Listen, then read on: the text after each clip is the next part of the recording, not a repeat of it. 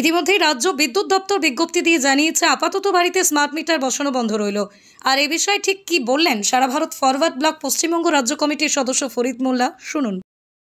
রাজ্য সরকারকে আমরা বাধ্য করি, আমরা বামপন্থীরা, বামফ্রন্টের কৃষক, ছাত্র, যুব, মহিলা, কৃষক তারা এবং শ্রমজীবী মানুষ, তাদের প্রতিবাদ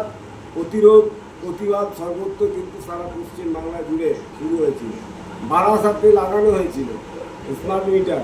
সেই স্মার্ট মিটারের যে বিল, যার 200 টাকাকে 2000 টাকা বিল আসতো মানে ত্রৈমাসিক, সেই বিল এখন কারো 12,000, কারো 15,000, কারো 22,000 পর্যন্ত বিল বাড়িতে বিল আসছে।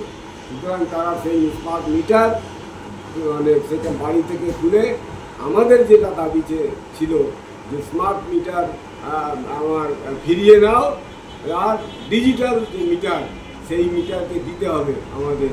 এই দাবির ফলে যখন বৃহত্তর আন্দোলন, আমরা আমাদের জেলা হাওড়া জেলাতেও এই আন্দোলন, সারা পশ্চিমবাংলায় এই আন্দোলন আমরা করেছি। প্রতিবাদের ভয় পেয়েছে শাসক দল, যারা এতে বিদ্যুৎ আপনারা জানেন এখন তো আদানিদের বিদ্যুৎটা দিয়ে দেওয়া হয়েছে, একটা বেসরকারিকরণ করে দেওয়া হয়েছে পক্ষান্তরে।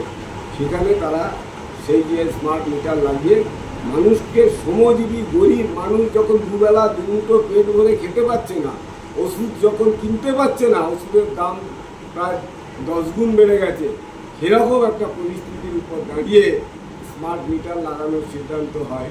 আমরা প্রতিবাদ করি, আমরা এই প্রথম শুরু করেছিলাম এবং বামপন্থী কৃষক এবং গণসংগঠনগুলি যৌথ আন্দোলনের ফলে এই সিদ্ধান্ত নিতে রাজ্য সরকারকে বাধ্য হয়।